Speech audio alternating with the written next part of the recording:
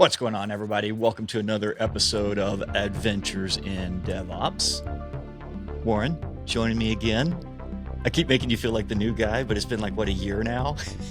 Almost that long. And I got my fact prepared. There was a recent, well, I don't want to spoil my pick, so I'm not going to say what it is, but the conclusion is that AI may be making us stupid.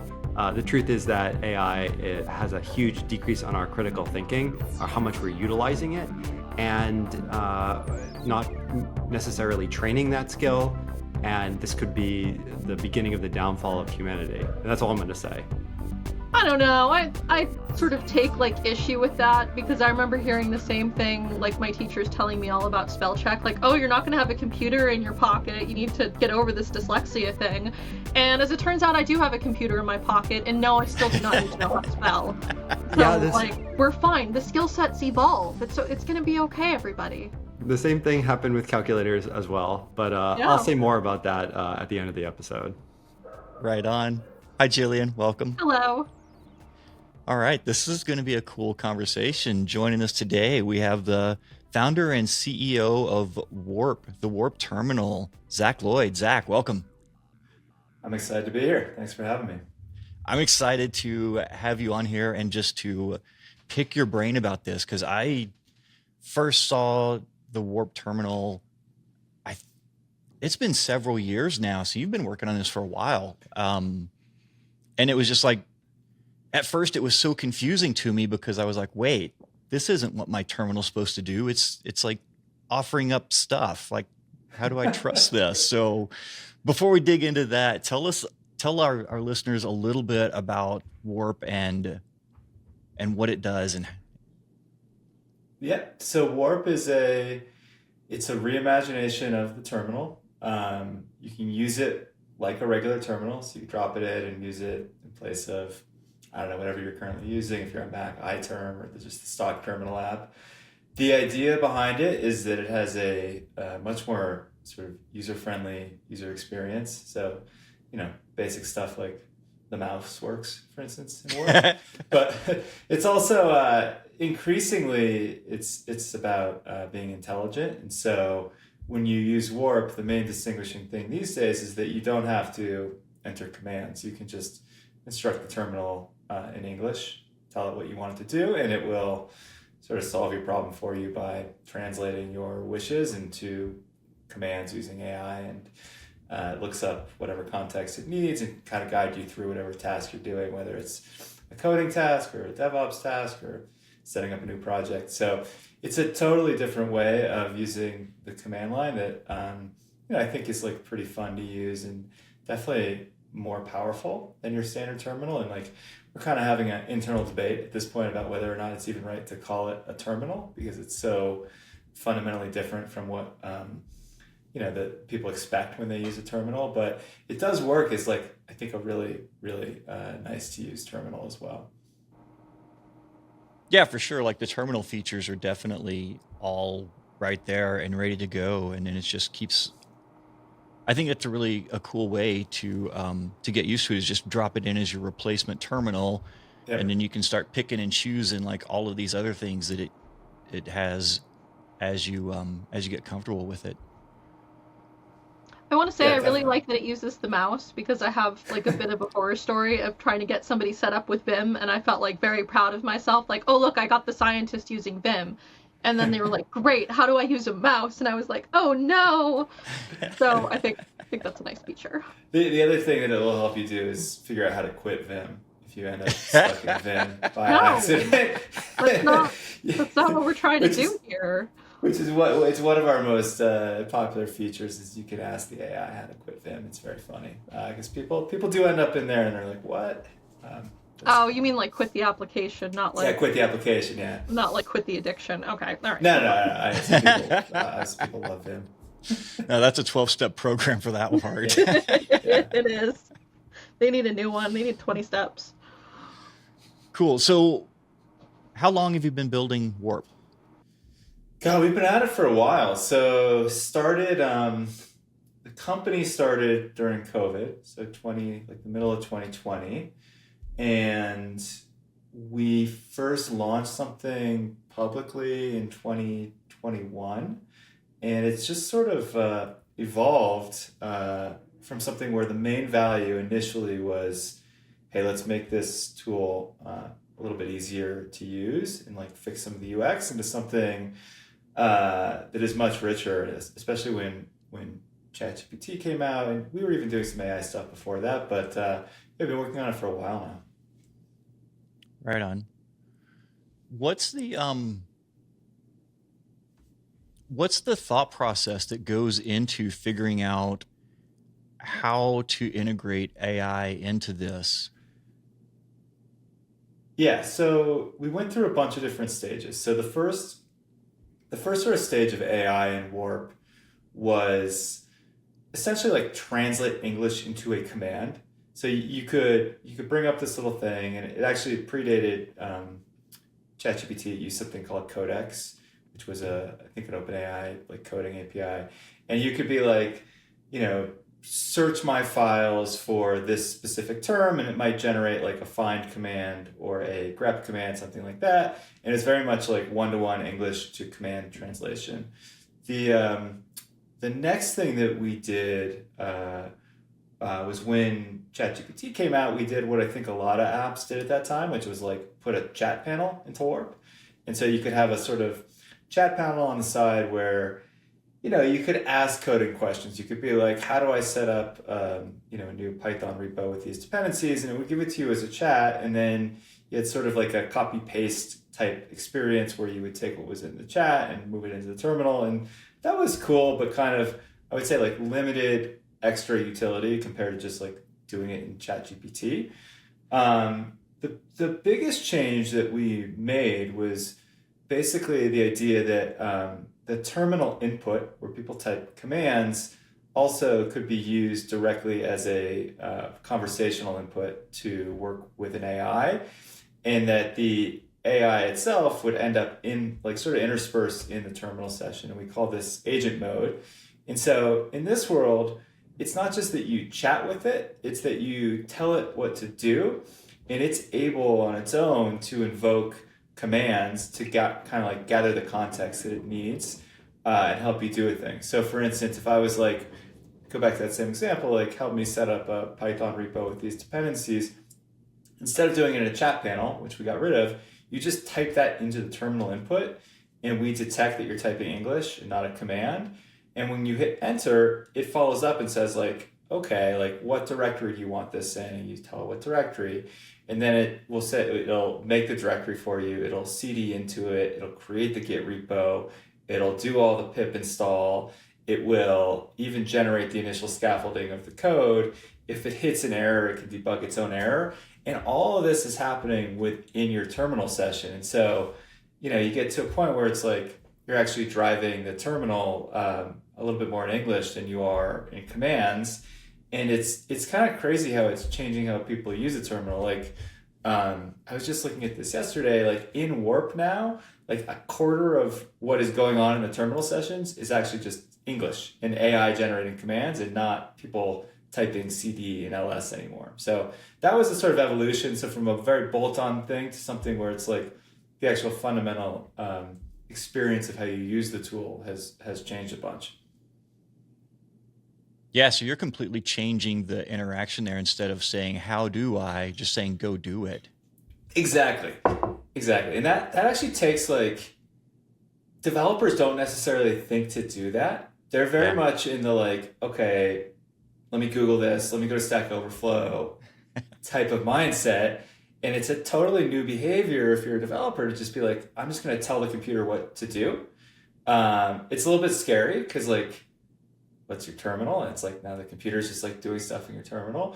But I do think that's the future of how development, DevOps, whatever you're doing as a developer, it's going to move from this like, let me run a bunch of queries or let me like open up a bunch of files and hand edit things, to a world where you're just sort of like, hey, let me actually tell my smart AI, whatever you want to call it, assistant, agent, whatever, to start me on this task. And the agent will loop me in, get more info,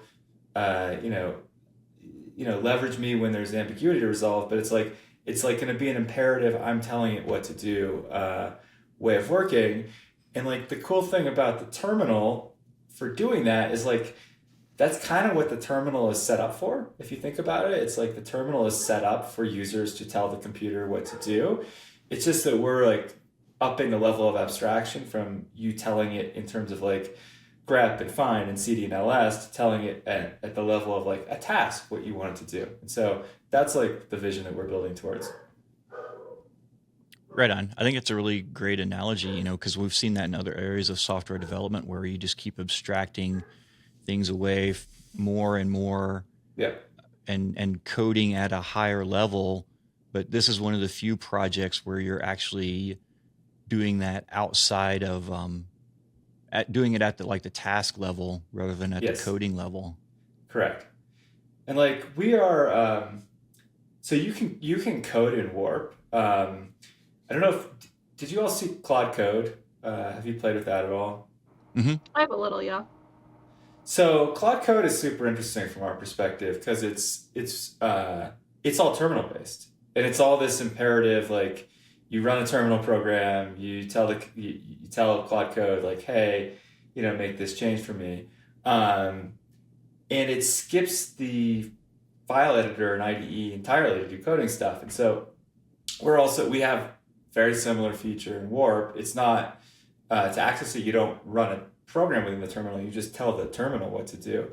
But I think it's interesting in terms of like the types of tasks that you can do. And if you even look at like, have you all used Cursor and Windsurf, those types of apps to do any coding? Yeah, a little bit. So yeah, in those apps, like the sort of initial feature that was like the magic feature, and this is true for GitHub Copilot too, was like it will do great code completions for you. So it gives you this ghost to text as you're typing, and it sort of completes your thought. And the sort of thing that they're building out now is also, it's much more like a chat panel within those apps where you can tell the computer what to do, and it generates code diffs. And they're creating something that looks an awful lot like a terminal interaction, but within the code editor. And so I do think there's this general shift that's going on for coding, and I think it's also going to really impact people who are doing production, DevOps, basically any type of interaction with systems where you just sort of start by telling the computer what to do somehow. So it's pretty neat to see.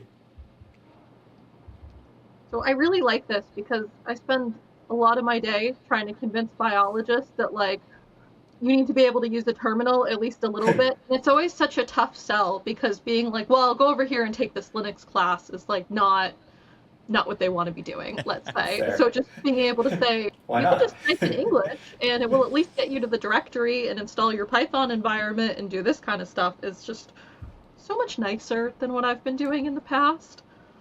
But I like this. This is great.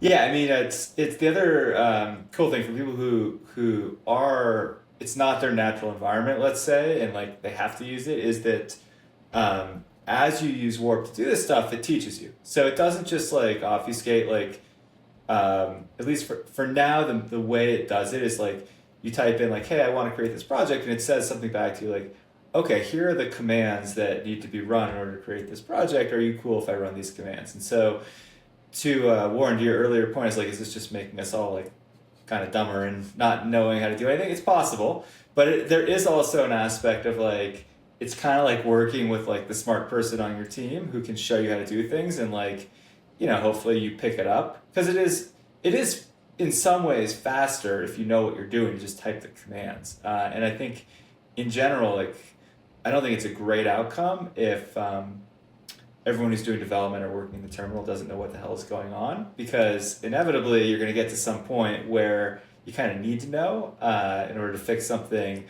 And so, the hope is that this doesn't make people like dumber, this makes people more proficient, but there is like, I think there's a risk for sure. There's actually two things that this reminds me of a lot. And the first one is a long time ago, and I don't know how well it's maintained, but there was a program that you could install into your terminal called fuck. Yes. And, No, we've partnered with them. and I know exactly what this is. if you've never seen this before, something that actually happens sort of often is that a command line program you run will tell you sort of what you did wrong in a way. Like, did you mean this?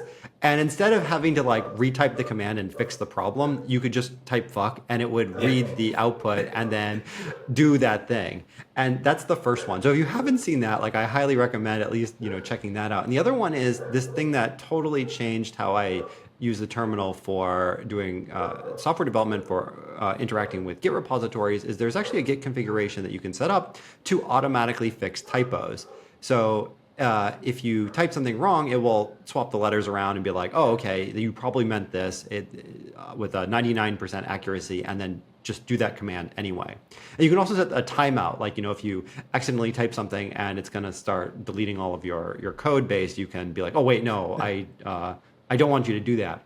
But that actually brings me to a question I want to ask, which is, I see more and more of these pieces of software, I'll call them agents, that are interacting with your operating system directly. And for me, like, I'm super risk averse. Like, I want to keep every LLM or non-thinking creature in its own private box where it can't accidentally delete like my entire operating system.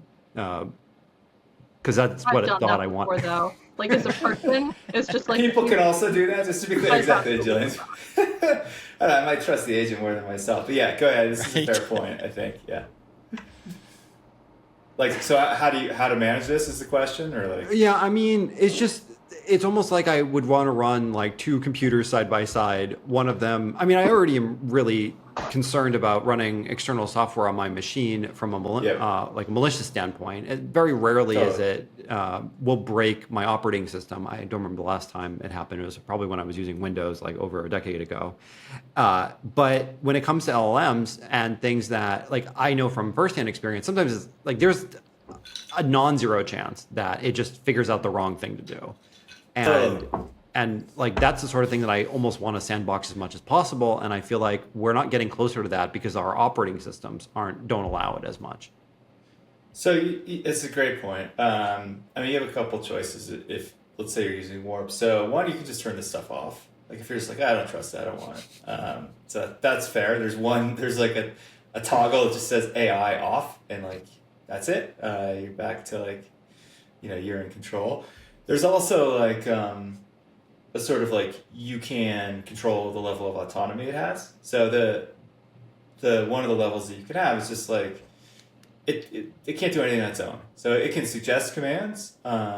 So you can then manually approve anything it suggests. There's a level up from that, which is like you can kind of provide like an allow list and deny list. You can be like, oh, it's fine. It can run cat. It can run ls. Can't run rm. You can go a level up from that if you're like, I want it to be able to run read-only commands and let an LLM determine what it thinks is a read-only command, which it's pretty damn good at, but not perfect. Like if you had some crazy like piped thing or like HereDoc or something like that, it might get confused, but it's pretty good. Or you can be like, like YOLO, like I just want to. It's not that big of a deal if it messes up my like Git repo or whatever, and I'm going to let it run.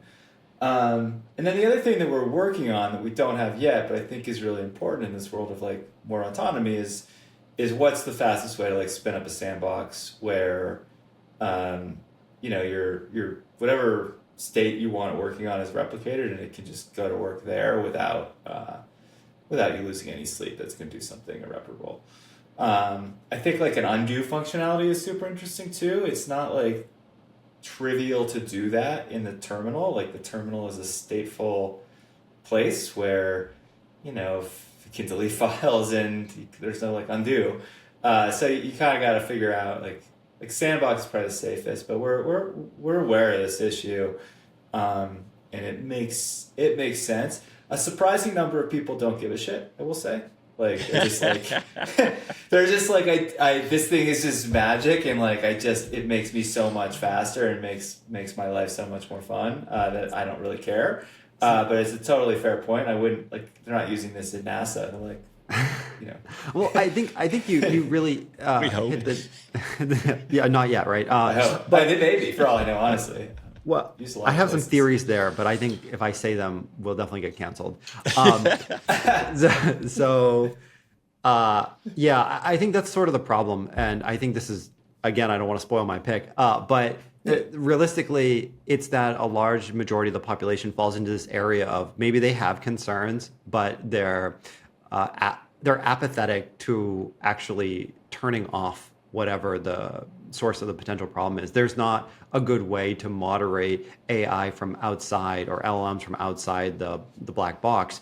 It's really like all or nothing in a lot of ways, and most people are not going to turn it off because they still perceive some huge amount of value from utilizing them. And so, I'm not going to turn off the feature. I'm just going to be really scared now what it's going to do when I'm not looking. Yeah. Yeah, I think that's right. I mean, people obviously have a strong predisposition to do whatever you set the default to. Yeah. It might not even like know what the heck is going on.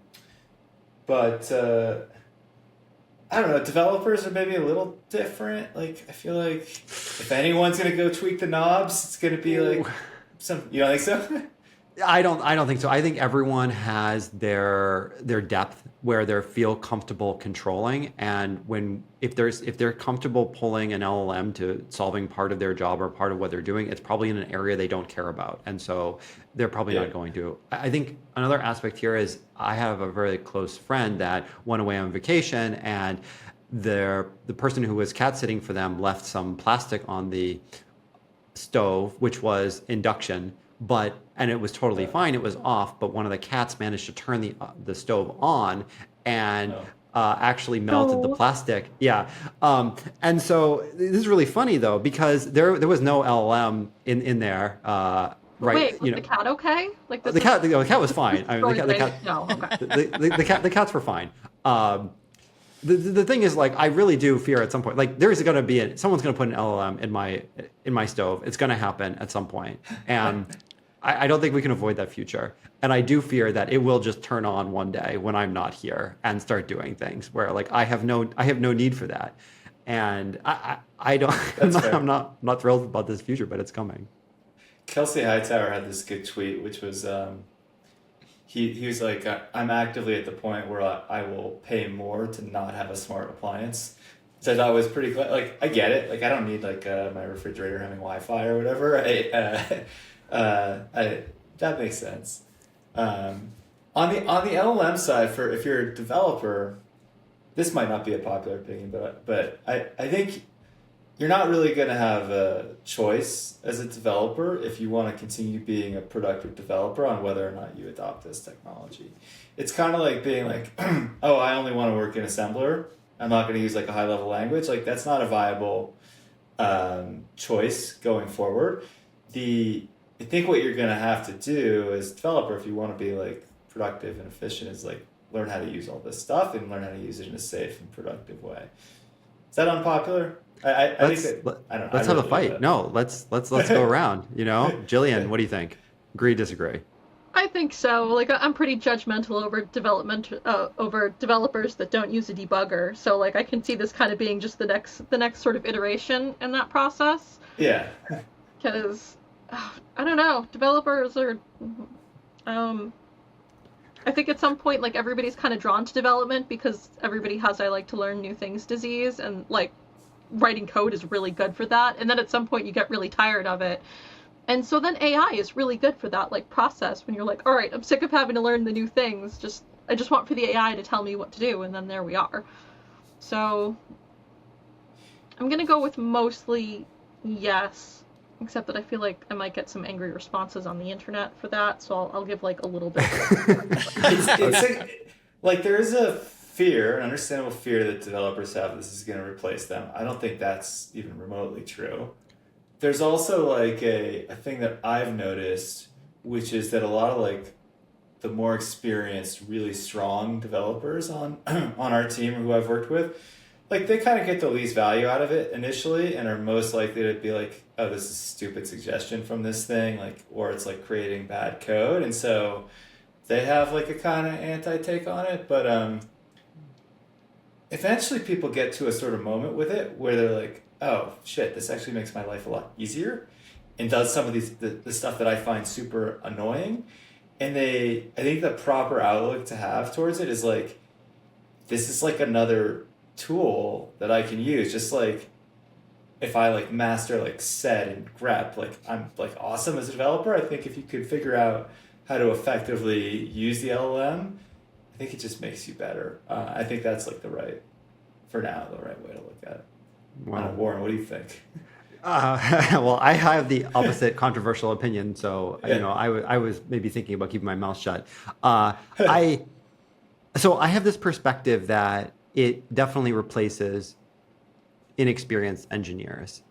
And so the problem with that is, and I think this is where the fear comes from, is that LLMs do not replace inexperienced engineers. People think that LLMs will replace inexperienced engineers and do that anyway. And I think we're already starting to see that happening. And the problem with that is you're paying money for these tools and you're not training your organization's people on leveling up their skills in these areas. And we'll become more and more dependent on them and definitely move away from it. Now, on the productivity side, I still think it costs way too much. I think there has to be magnitudes cost reduction in generating answers before this becomes of high value.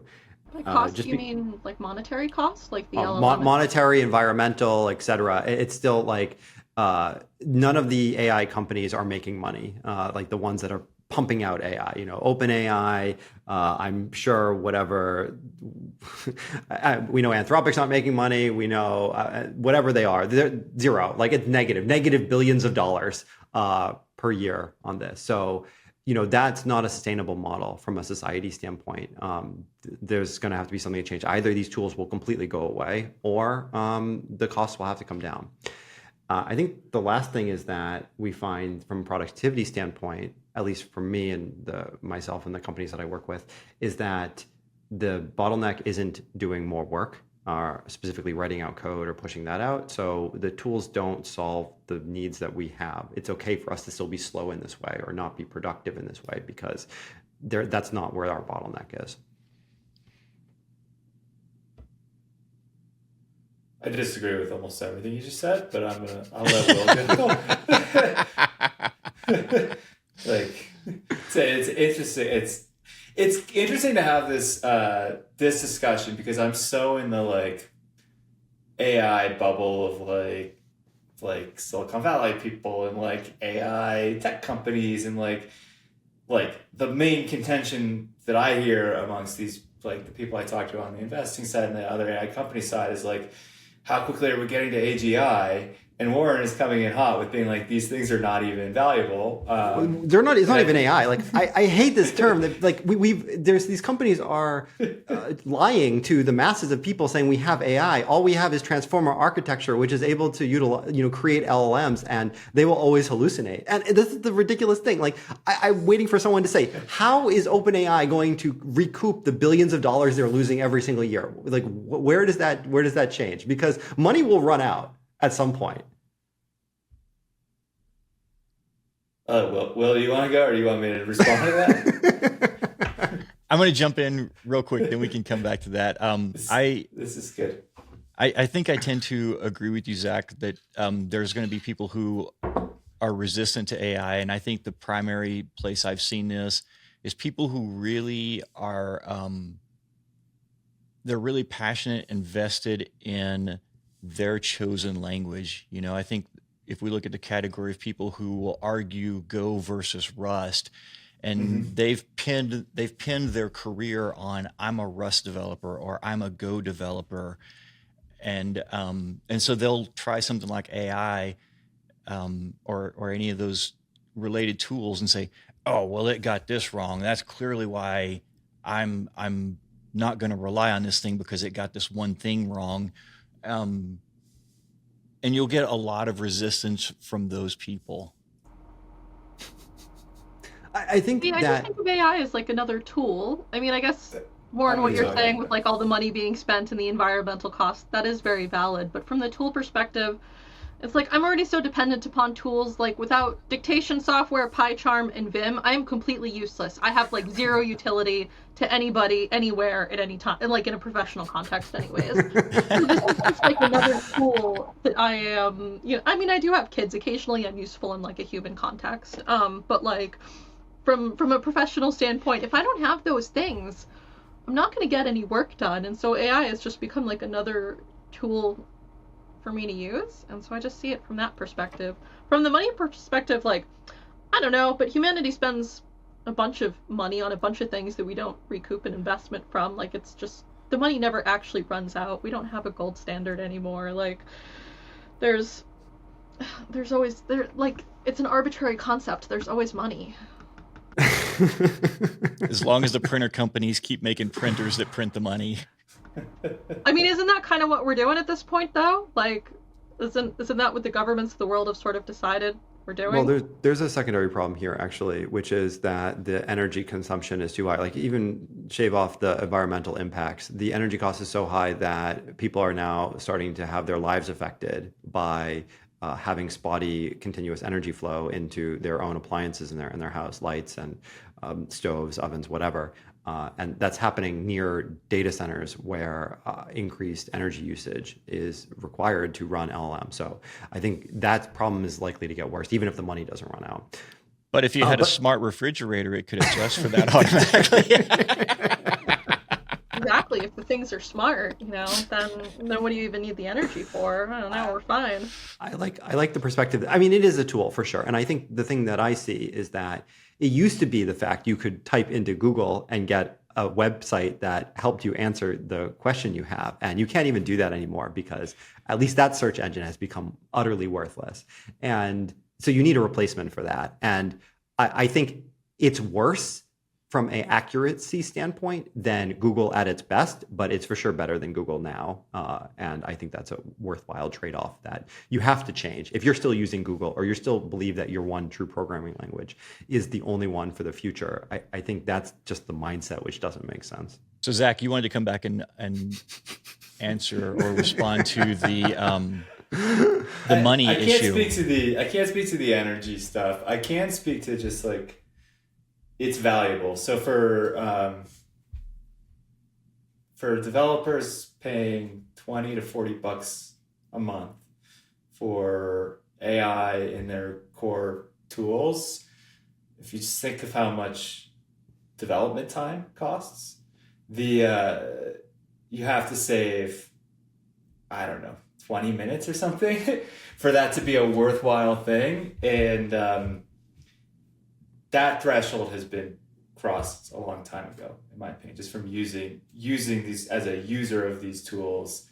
The amount of time that they save me, it's like a no-brainer trade-off. And I don't know if anyone on the back end of this is making money yet. I do know Warp, we have a positive margin when people pay us for AI. And so it could be that the model companies or the hyperscalers are just taking a huge loss on Warp's profit. But from just pure economics, people find the value, they pay for it, they stick with it at a surprisingly high rate. We don't have very high churn on it.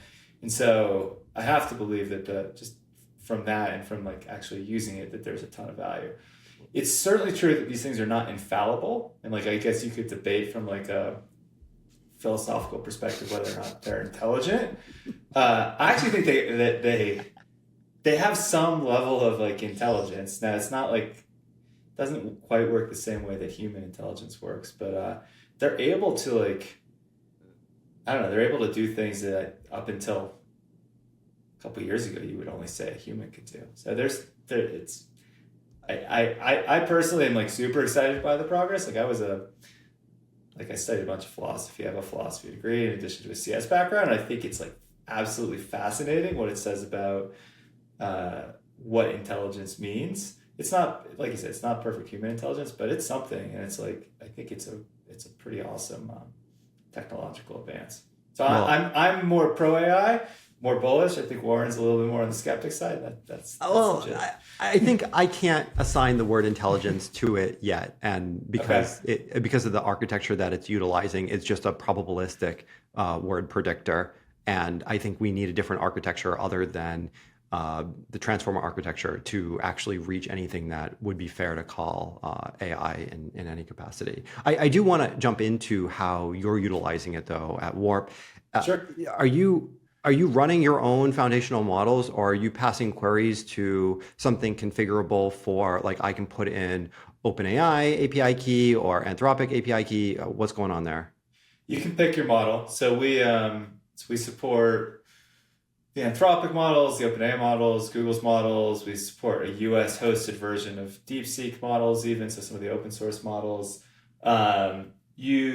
You can't go directly to them because our server has like a whole bunch of logic on like the prompt engineering and sort of different agents for different types of tasks. So there's like a logic layer between them, but the basic intelligence underlying the AI and Warp currently is the foundation models.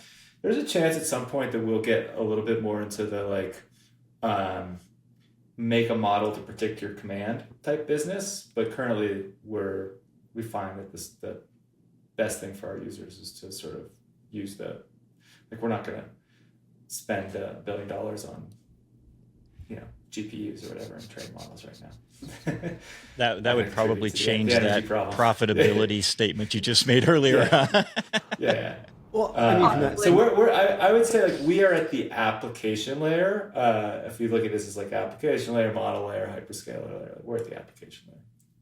No, makes sense. I mean, but in that way, the model providers are definitely subsidizing the profitability because they're taking huge losses. I mean, I don't know who's making money from there down. It's a super interesting question of like where's the value go in this whole thing? Like the the other thing, like, so the model providers, I think, like the big question mark to me is like open source models. And like, if you have open source models, especially ones that are of like comparable quality, if like OpenAI and Anthropic of the world can't maintain like a real lead in quality or latency or something like that, how does the world work in that? And so the open source alternative where you run it yourself, and you don't have to pay the sort of margin to OpenAI is super interesting to me.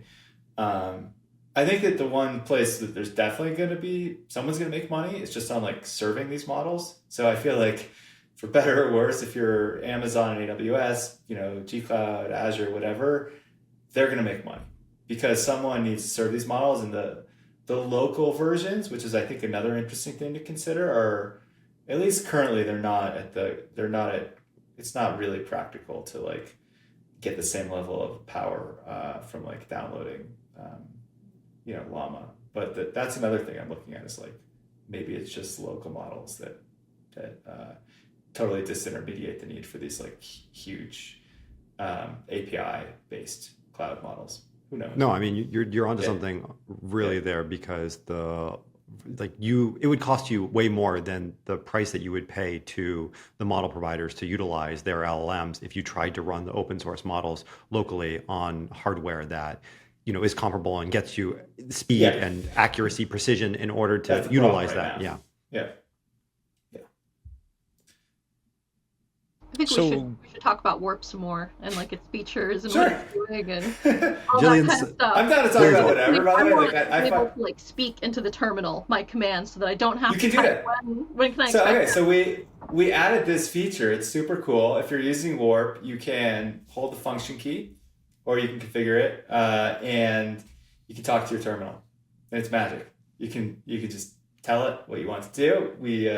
It translates it into English, and then it runs it. And so it's pretty Star Trek-y from like a user experience standpoint. That is something that we launched. And it's cool. Great. Saving the people from the repetitive stress injuries. Like, this is what I need. Yeah, why should people have to do anything? Like, exactly. If you just plug your brain up directly.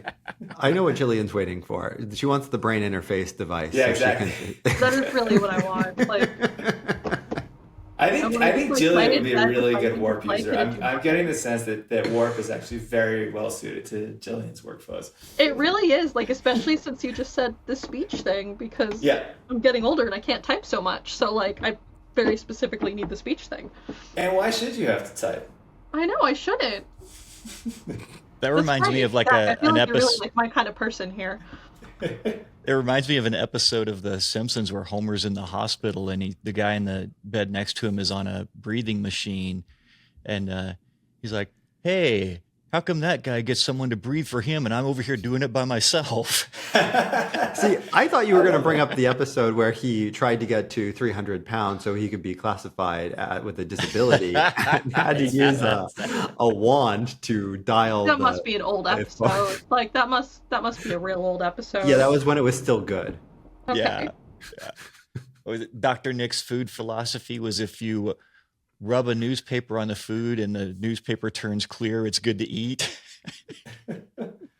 I mean, one of my I'm pretty lazy, and like I'm not like ashamed to be lazy especially when it comes to development. I don't want to have to do more work than I have to do to ship something that's useful.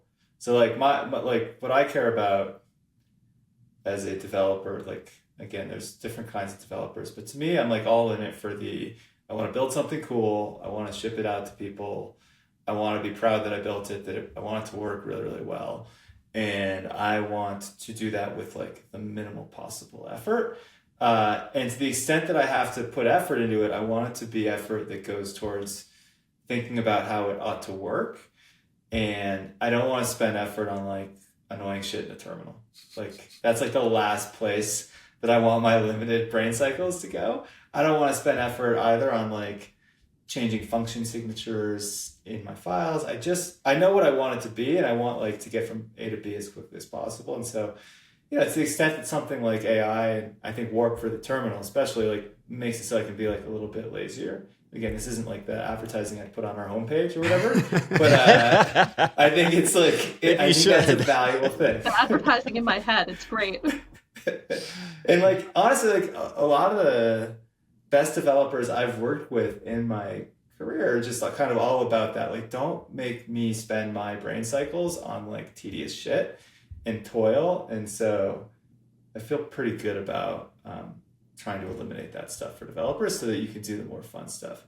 Because the really fun stuff is like, it's like, to me at least, it's like, how should the product work? And then it's like, how do I architect this thing so that I can make the product work the way that I want? And then the least fun thing is like typing in the like words in the text editor or the terminal to do that. But so, I don't know if everyone's the same way as me. No, I think you're onto something. Will's going to say it. Yeah, no, I was going to say it's much more exciting to work on how the application works than how to center this fucking div. Right? Can an LLM do that? If an LLM could do that vertically, I want to center the div vertically on the page. That's the key. Vertically, horizontally you just use Flexbox, no problem. I think. Yeah, go ahead. Sorry. Well, there's an interesting thing here because I feel like if we take this to the natural conclusion, it's probably like the managing directors who will then be responsible for building the product by communicating with the AI technology that we have available, and not needing a so-called technology department in any of our companies anymore. So that's like a horrible outcome to me. Like if it's just product managers making software. Arguably that's what's happening. Yeah, arguably that's what's happening right now. There's just a couple of people in their way that are telling them that they can't have it exactly what they want. That's interesting. I think that's not how it works at Warp. That could be how it works some places. But so at Warp, for instance, when we build something, and we may be different than other places, it's primarily engineers who are driving the product direction. Now, we're working on a product that is used by, we're the customer, we're the audience. And so we have this awesome virtuous feedback loop of like, we build it, we use it, we like something, we don't like something. And so we drive a lot of it. I don't want to change that at all. Like, I think that's not a good thing to change. And so I don't think, as bullish as I am on AI, I don't think that we are close to the point where you can build something meaningful without having some technical knowledge. And if anything, like, again, this probably is not the prevailing wisdom, but it's like, I think you need to be more technical to be able to sort of guide and correct and be the tech lead for an AI.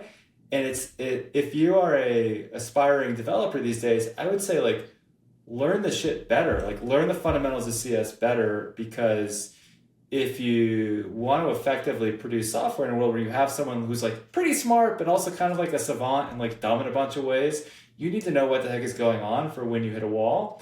And so I think, I don't think we're close to a world where it's MBAs building all of our software. No offense to MBAs. MBAs are great. But I feel you're going to need people who are experts in order to effectively use this tool to its max capacity. And I do think Warren, I don't know, your point about if you're really junior and you don't learn, if all you do is say maybe you've only learned how to build web apps, I do feel you're a little bit at risk. My advice to those people would be up level your CS skills. But I don't see a world anytime soon where if you're in a professional software development setting that developers are going away. I sincerely hope not. I mean, I'm screwed if that happens. I think it's the leap there that's problematic. It's that we know you need the skills in order to utilize LLMs effectively. You're not going to be able to just job off your entire brain to this vehicle and have it go at full speed without thinking. It really does require critical thinking to interact with it effectively. And that's what you're saying. And I think the problem is, I think part of the problem is that some companies believe that that's not necessarily the case, that you can delegate this out to an LLM and have it. You're saying some companies are just buying the hype that we don't need to hire developers anymore. I mean, there are companies out there that are we are an agentic building thing. There's the software developer Devin or whatever. Yeah, Devin, sure. Yeah. So I mean, and I think what I'm saying is I know those can't work. But I think those companies will find out when they try to replace their development teams with Devin. I know. Who's building Devin? Is Devin building Devin? Because I don't think he is, or they are doing it.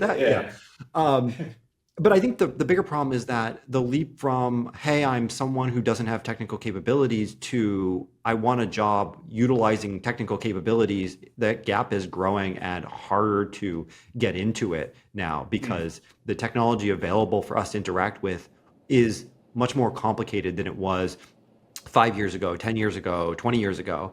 And the skills that you get from even training a little bit, teaching yourself, upskilling even a little bit, is much further away from what companies are looking for. At least that's my perspective that I think I'm seeing. And I think the LLMs are contributing to that gap. I'm sure, okay, so say you're a company and you're spending hundreds of $1 millions on software developers. I'm sure you're God, I would like to spend less money and have equal output. And you could be okay, I'm going to hire AI software engineers, to take the Devin example. And I've tried Devin, and it's a neat vision. Devin, I'm not going to shit on Devin. It didn't work that well for us. I know they're improving it, but it's that model today does not work. Will that model work in 5-10 years? I don't know. I'm still skeptical.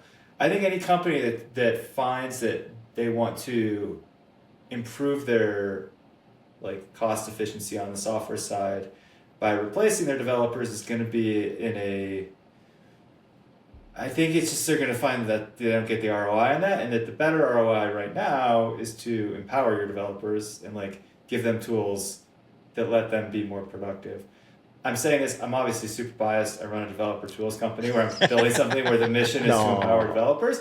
But I truly believe that that's the right way to approach this. And, it's companies will try whatever they're going to try, but I think that they're going to stick with something that actually gives them the result. I don't think that they're, the economic incentives are such that, if JP Morgan replaced all their developers with AI software engineers, and then all their banking transactions failed, they'd be this is not the right move. And so I do think that there's back pressure on doing something that actually works. I think that's a great model, and I encourage them to do that.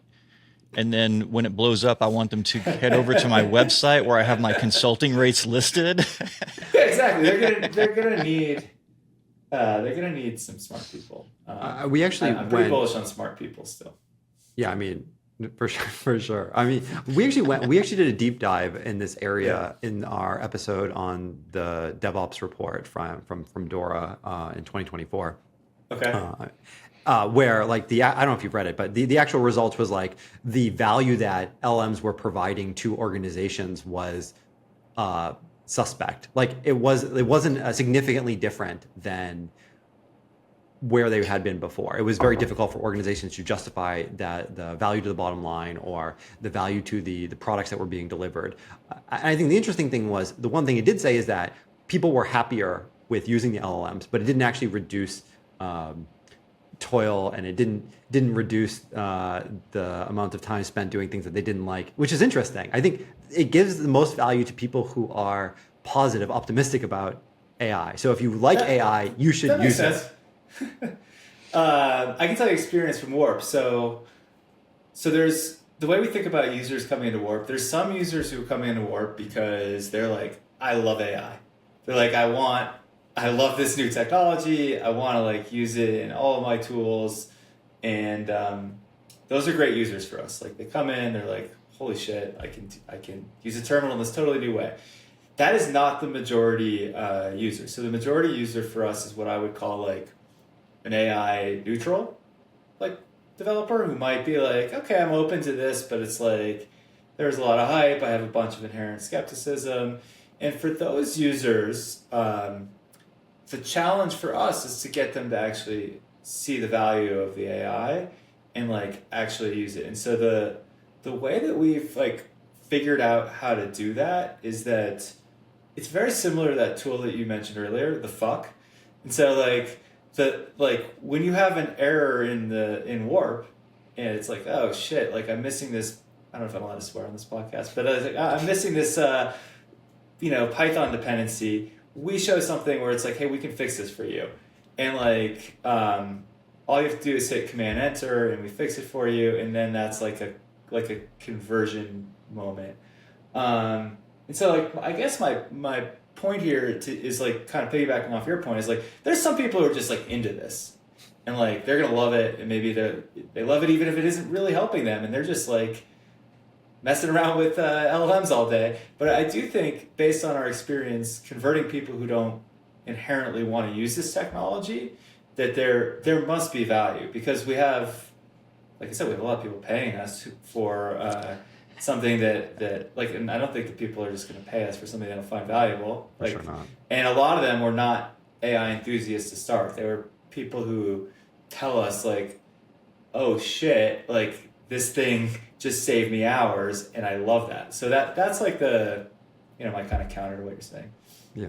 I'm really curious. You said, so the commands are going through this proxy layer that you're hosting and before interacting with the model provider. So I don't know if you can share, but maybe there's some interesting metrics or data that you've been able to collect based off of what people are looking for, what has been searched, what sorts of problems are being fixed, anything in this area. Yeah, so we have a group of like alpha testers who give us like data collection access essentially.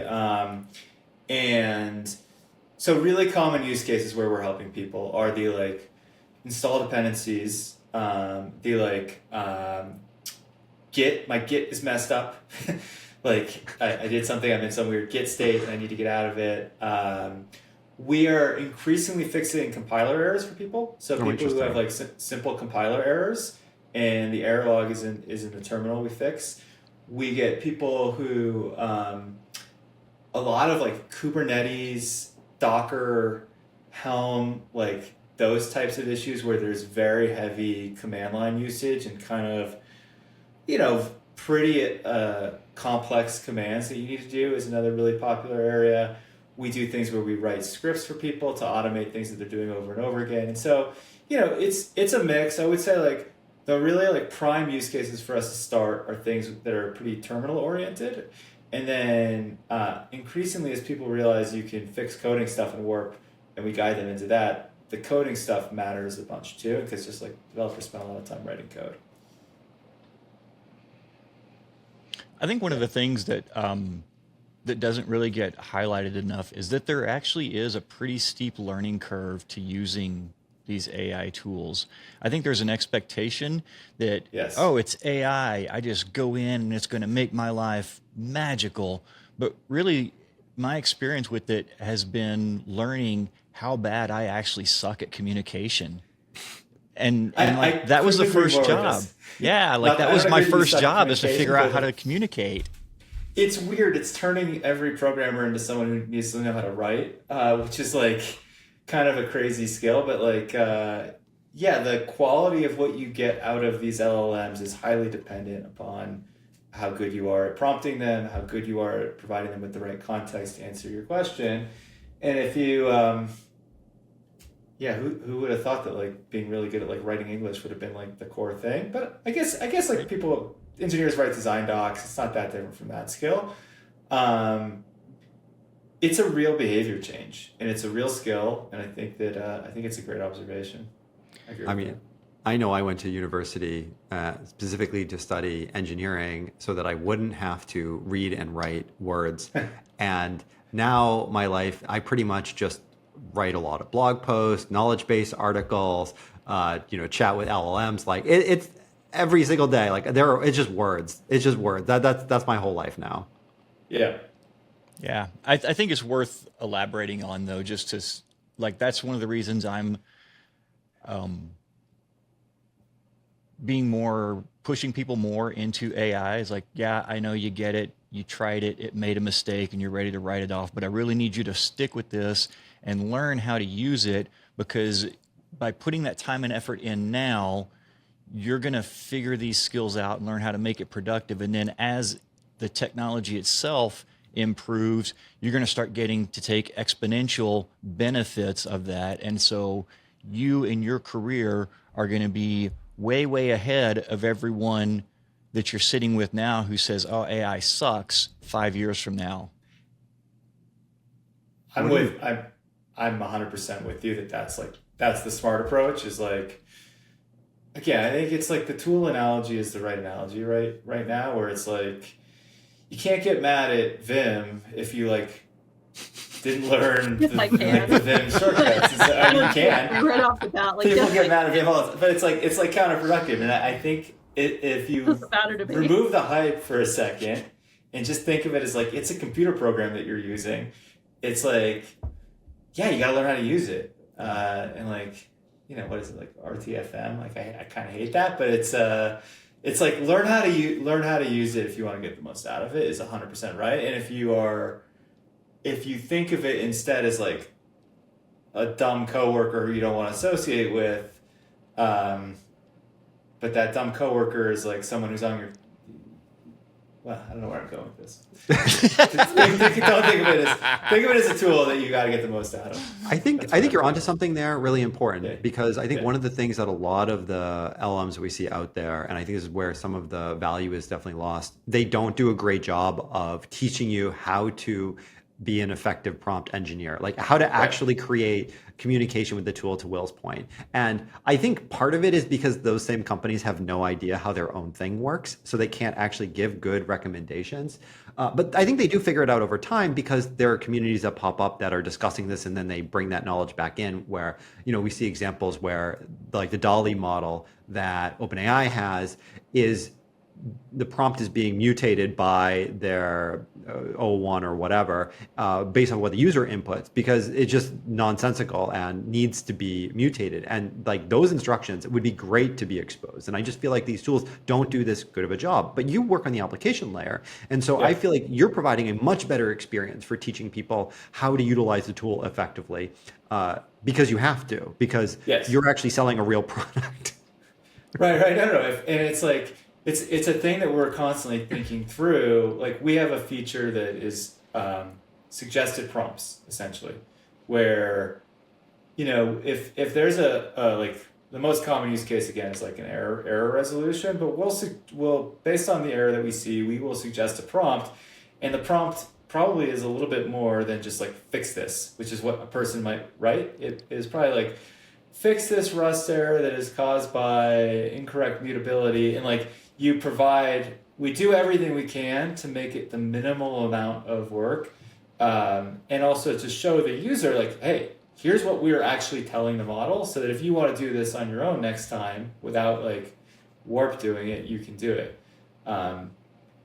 So it's a key skill. I totally agree that that's something that matters. I think this kind of shows my bias because like forcing developers to have to communicate properly, I just don't see that as a problem. I'm like, this is a good thing. This should be a feature, not a bug. Fine. Well, okay, maybe I'll put this into perspective, Jillian, in a different way. It's communicating correctly is a subjective perspective based off of the people involved in that collaboration. When you're communicating with a second person, there's a culture involved, there are your values involved, the definitions of words that you grew up with, all these things in that. And when you're using an LLM, you don't like it's challenging to figure out what its culture is, how it responds to certain things. And so you have to learn that tool. So I think there's a difference between like you're not becoming a better communicator, you're becoming a better communicator with that thing. And right. I think, is it the good thing to force people to do? I mean, communicating with other human beings that you work with, yes, for sure. Forcing them to learn how to use, end tools out there that all are slightly different have individual mindsets or cultures or whatever the corpus of material, that I think is open for challenge and debate. But I just see this as like a people living in society kind of issue. Like when I was a kid, my dad was like, you're going to take a typing class, because that wasn't just an automatic thing back then, you guys, all right? Like this was a while ago. And I kind of just see AI as sort of like, I think it's very like pivotal, it's paradigm shifting, but it's another iteration of that. It's another tool that we're adding on that people are going to learn how to use, that everybody's going to have to use. Just like, I don't know, like now my kids just, I did not have the option to sign them up for a typing class or not. It's just part of their curriculum that they are just doing. I think you should put them in a typing class. They already are, though. That's the thing. Like, it's not an option. No. Like an old school with the old manual typewriters, yeah. just to screw with them. See, here I have a good parable here, because when I was in the 5th grade, I think I was in a typing class in my school, was provided public school. You got a typing class, and I learned ASDF, JKL semi over and over again for a year. And realistically, I don't use QWERTY, actually. I find it to be a lackluster, subpar keyboard layout. And so I was taught, something that took me many months to unlearn so I could be more effective on my keyboard. Do you use Dvorak? What do you use? Yeah, I'm a Dvorak fan. I'm a programmer Dvorak fan, but I have used Linux to configure like almost all of the keys so that the third level, not Shift and Control, but the special Alt GR key to give me other things that are beneficial for programming, and German and Greek and Roman, however I want to utilize them. It sounds like a lot of work. Well, this is the thing. We're talking about productivity and optimizing your flow. And I find that I type, U with an umlaut or A with an umlaut or a dollar sign or the euro sign frequently. And so I want an easy way to type those. I don't want to Google euro sign and then copy and paste that somewhere. It's like on your phone. Isn't there an emoji key where you can hit emoji and then find the emoji you want? I mean, I see the LLMs as sort of similar tool from that perspective, right? You're hotkeying over to your Warp terminal to type those things out and get the answer, rather than having to search on the internet. Yeah, if it's what you're doing, it's what you're doing, and there should be like a productive way to to accomplish your goals. Look, my keyboard layout is open source. It's available on my GitHub repository. This is amazing. Do you have blank keycaps too, Warren? No, I am. Okay. This is not the episode where we talk about my keyboard. I think it's becoming that. I think people are going to be very interested in this keyboard. I took a QWERTY keyboard. It's the Logitech. I don't even remember what number it is, like K400 or something. It says on here somewhere. I have no idea what it is. It's their silent version, the one that makes the least amount of sound possible, because I care about noise more than anything else. And then I just moved the keys everywhere I could. And this thing you'll find out about keyboards that are not designed this, the F key and the J key have a different form factor than all the other keys on the keyboard, so you can't swap them around. I don't know why they do this, just to piss you off, apparently. It's like these two keys are going to be different. I don't know why, but they are. And so all the keys on my keyboard are in different spots, except for the F and the J. They're exactly where they started on the QWERTY. I think it's because that's like home base, right? Like you want like a tactile way of finding out where those are. But it's the keycap form factor, not like the key itself. So it's like I don't know. the only justification that I can figure out is that if you took all the keys off the keyboard and you're like, oh, where do I put them back? I don't know. Oh, these two have a different form. Maybe the F and the J goes there, and then I can figure out where the other ones go. And I'm like, that's pretty suspect. But it's like every keyboard I've seen has this problem. I got a mechanical keyboard once, and my wife made me stop using it. She's like, Right, same. She's like, that is the most absolutely obnoxious, annoying sounding thing. That you, like, put that away. I don't ever want to see that again. And I was like, no, it's cool. Like, it's like, I love the feel of it. And she's like, it's like, it's like really loud. And she's like, Yeah, I've removed those from my kids' Christmas list. It's just not there anymore. We're not doing this. See, I know that would not work for me because I'm a very angry typer sometimes. Like my wife can figure out like what application I'm using and what I'm doing based off of how angrily I'm typing on the keyboard. Like when I'm typing a blog post or writing a message in Slack somewhere or an email, it sounds different to her. And so I think it's like how angry I am. When I'm in an email, it's exact same thing. If my wife can be like, don't send that. She'll be like, Right. she'll be like, take a breath. She'll be like, don't send. Like I'm like, and she's like, no, take a breather. Don't. And it's the thing actually is like, as a manager, I try to remind myself of like, no angry Slacks, no angry emails. Oh no, he's typing the manifesto. Get in the car, kids. Get in the car. So maybe doesn't Google have like a drunk email detection? Maybe what we need is for the keyboard to have like an angry sort of email detection and be like, you know what? We're gonna wait 15 minutes and then we're gonna revisit this and see if you would still like to send it. Look, I feel like, Jillian, you haven't tried searching hard enough. I'm sure there's some extension out there for your browser which runs some sort of LLM in the background and determines whether your email has some sort of angry tone to it and will prevent you from sending an email if it contains the. No, there is. If you use like Pro Writing Aid, it will detect the tone of your email and maybe course correct you a little bit. And I do have that. Yeah, I do. You hit send and it comes back and says, I didn't send this, but I feel like it's a good time to talk about your feelings. What's the source of this anger for you? Yeah. Let's get to the bottom of these issues. Right? Speaking of which, I think we need to get back to Warp because I have like specific questions and more more feature requests. Okay. Bring it on. Bring it on. Do it. It's like the point of having the app people on the show is that I can be like, if I use this, I have things that I want. All right, like Let's that's. do it. Yeah. Tell me what can I do for you? So I saw here. that there's like Warp workflows, and I'm wondering, can I do those in reverse? Like can I go through and figure something out and then be like, all right, Warp, I'm stupid and I don't remember anything that I just did, but I'm probably going to have to do this again. So I would like for you to go through my history, figure out what I did, and just go put it in like a markdown file or some notes or something, as opposed to like history. Doing it proactively. Yeah. It's a great idea. We don't quite have that. We have the ability to take a command that you've already run and turn it into workflow. Just so folks know what a workflow is. A workflow is it's kind of like an alias, but it's like a templated command. And so if you have like a complicated thing you're doing in Docker, or like what's your workflow for like cherry picking something into a release, you can make it one of these templated commands. And then we actually make it so it's shareable, which I think is kind of the killer value of it. And so if you're working on a development team, you can build up a library of these things that you can use in different situations. So if you're like an SRE team, and it's like, okay, what are all the commands that I need to be able to run in the middle of a firefight? You can have that, and they're all sort of in a common library that you have directly within Warp. We don't have the feature yet of like intelligently make these for me from a session, but that's a super smart feature.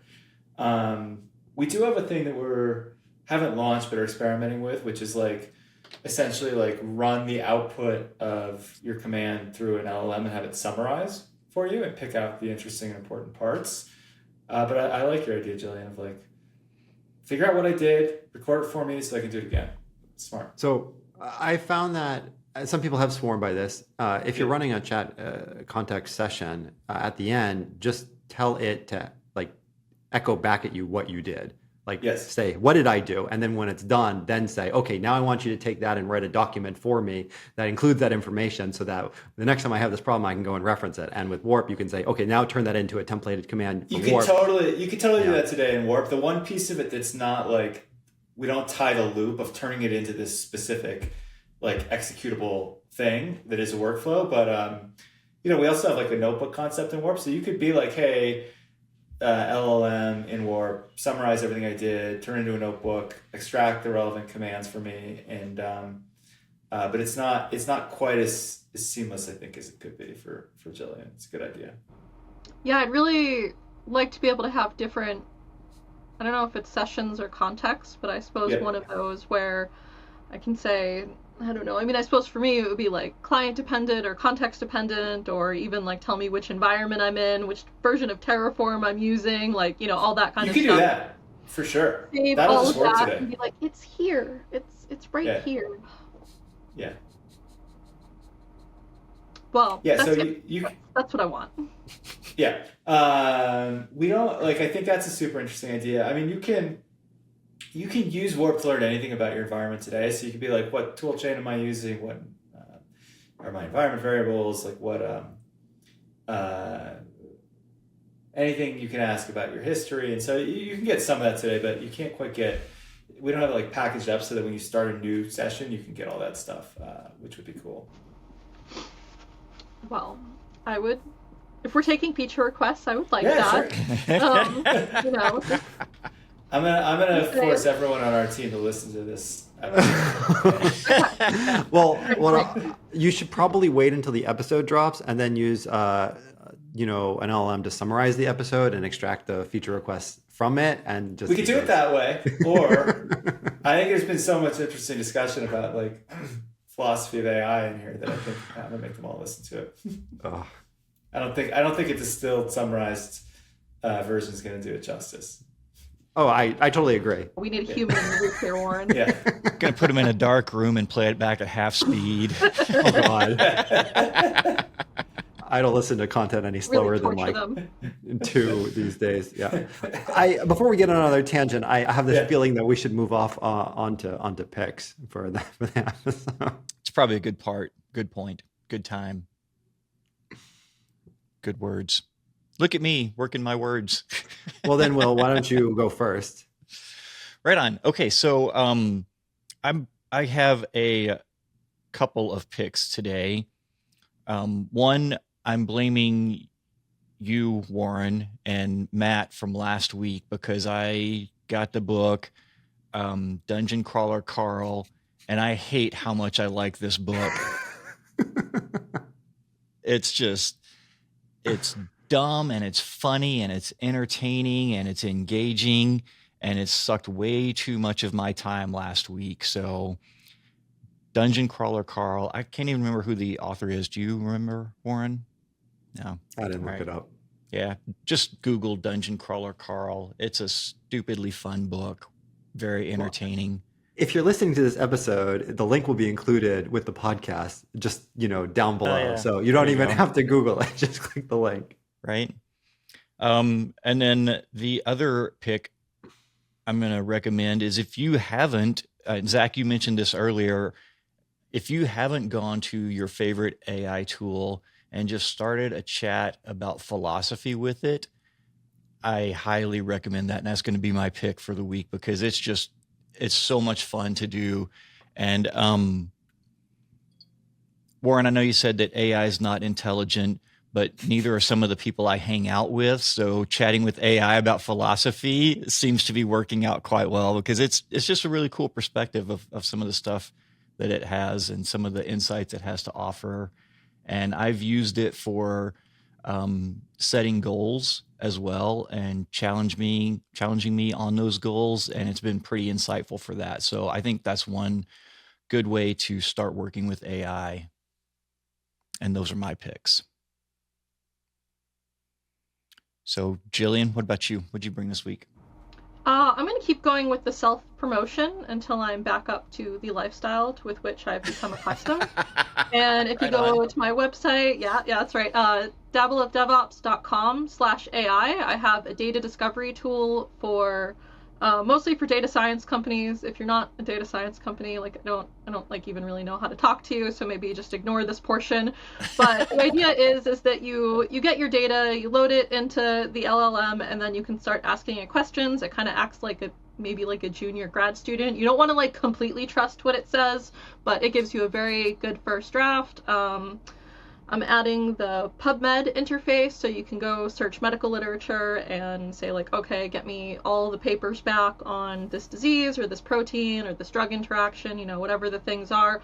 Load that into the LLM, start asking it questions. I've got a couple different data sets, open targets, a couple single cell data sets. I want to add a couple transcriptomics data sets, even though those might be out of vogue, because they're still cool, you guys, okay? They're still cool. So anyways, cool things are being added to the platform. Anybody wants it, mostly in the biotech space. Again, if you're not biotech, I don't even know why you're listening to me. Like, just tune me out. It's fine. Don't reduce your your TAM, your total addressable market here.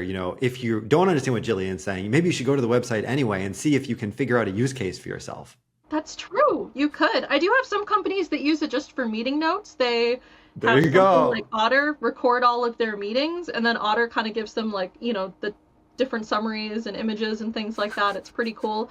And then you can feed that into the LLM and have sort of like just a history of meetings. So then you don't have this, didn't we have a meeting about this? Didn't somebody make a database? Like, wasn't there a thing? Wasn't there a person we can talk to here? You could just go and query it, and then it will tell you.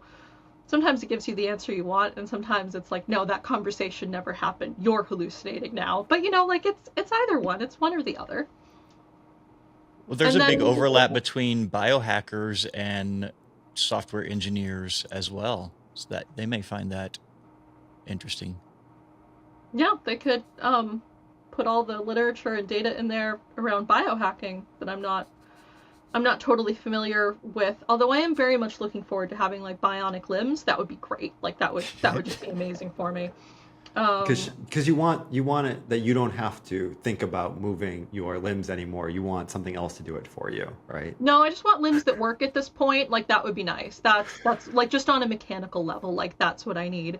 And then on that note, we're kind of talking about like philosophy of AI and so on. And and we can kind of argue about the tools, but from an accessibility viewpoint, AI is really great and doing some really great things.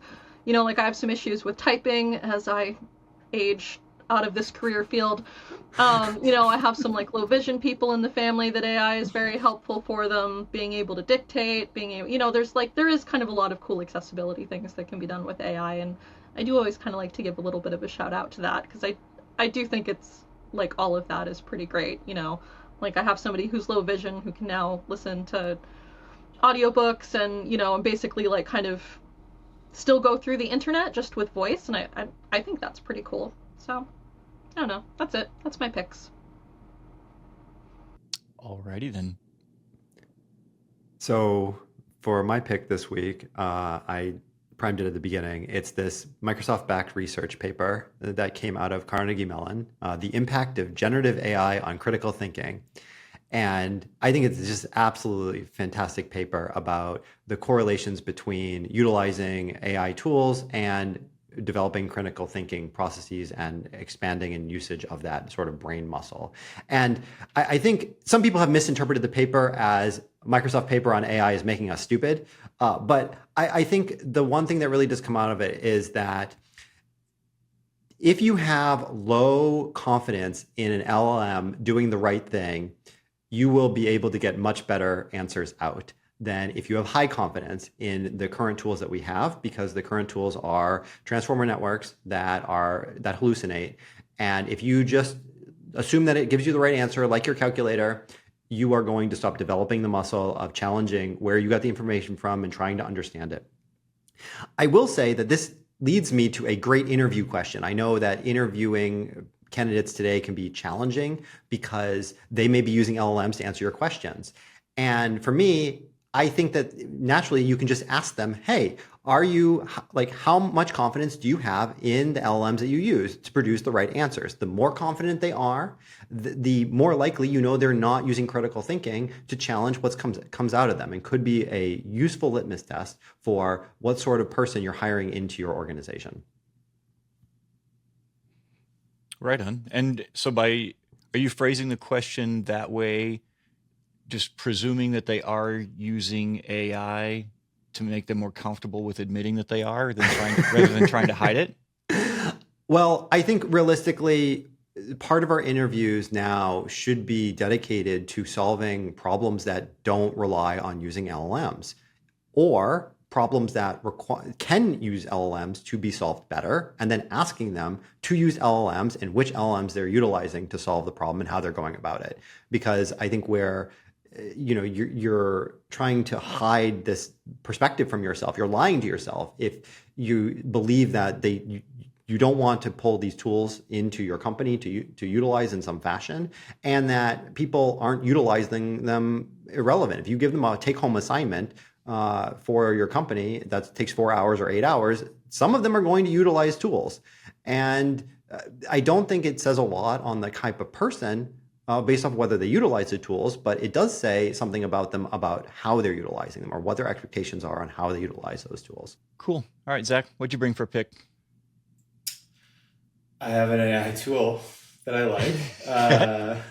Why not? So it's a tool called Granola, and it's a note taker. It's a meeting note taker that uses AI. But the thing that I like about it compared to all the other ones that I've tried using is that you don't end up with like a little like black box in your Zoom for the note taker. The note taker works just off of your computer audio. Oh, and so there's no like, this is weird, who is this like Zach's note taker thing joining the meeting?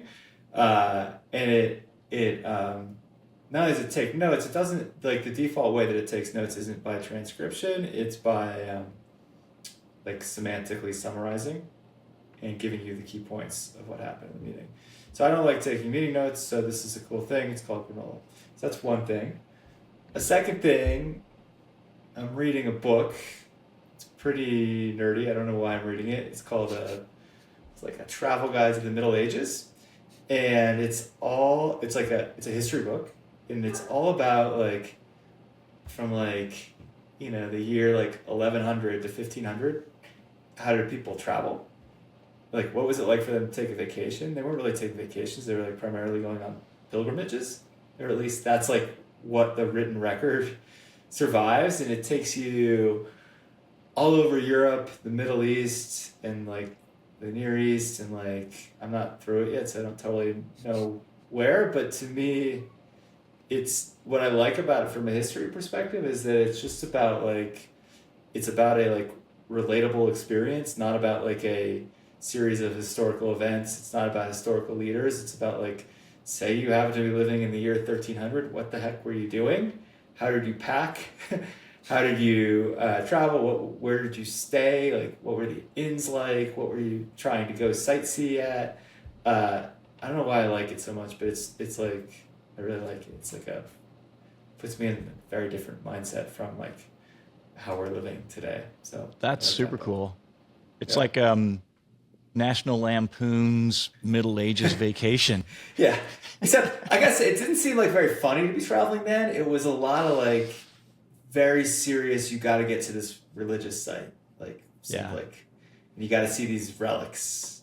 Like people were really wanting to see a bunch of, historic relics, or at least that's what the written record survives. And that's where the history comes from. So that's pretty cool.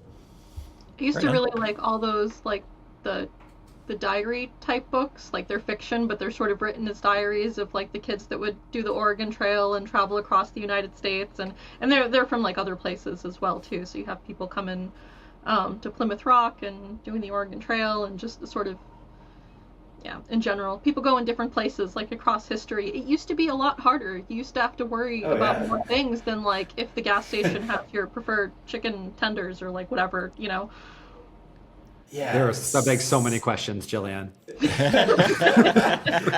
That's hilarious. Awesome. Zach, thank you for joining us. This has been a super entertaining episode. Yeah, this has been fun. Yeah. I thought it was great. I thought it was a super interesting conversation, and it was fun. I really appreciate you all having me on here. For sure. I'm going to challenge Jillian to go download Warp, try it out, and then invite you back on the show for a head-to-head rematch. I'm going for voice. Like, that's the one thing I really want. So there we go. It's at I don't know if we announced it. It's at warp.dev is where you get it, and it's now available Mac, Linux, and Windows. So all platforms currently available. Right on. Cool. Well, thanks everyone. Zach, thank you again. Warren, Jillian, thank you. And we'll see everyone next week.